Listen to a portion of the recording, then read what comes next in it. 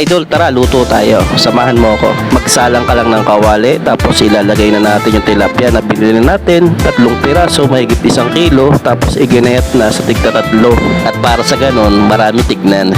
Tapos sunod na natin yung siling panigang at toyo. Syempre, katamtaman lang ng dami, Idol, para hindi maalat. At shoutout nga pala sa mga solid followers ko. Maraming salamat sa mga solid na suporta nyo, Idol. Sana huwag kayo magsawa sa kalokohan ko, Idol. At fast forward na tayo, Idol. Lagyan na natin ng sibuyas, bawang, luya, at katamtaman ng dami ng suka, Idol.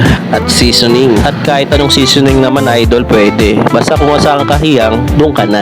Tapos nilagyan ko pala siya ng konting mantika lang, Idol.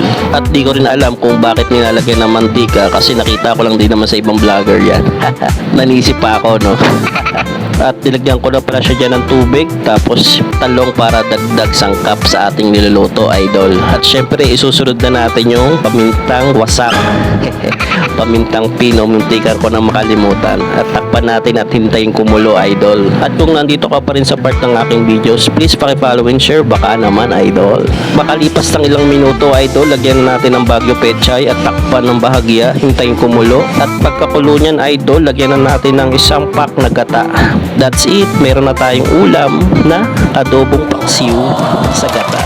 At kung nagustuhan mong ulam ideas ko, paki-comment naman dyan sa baba kung taga saan ka para malaman ko kung saan lugar o pupunta ang aking kalokohan. Thank you for watching.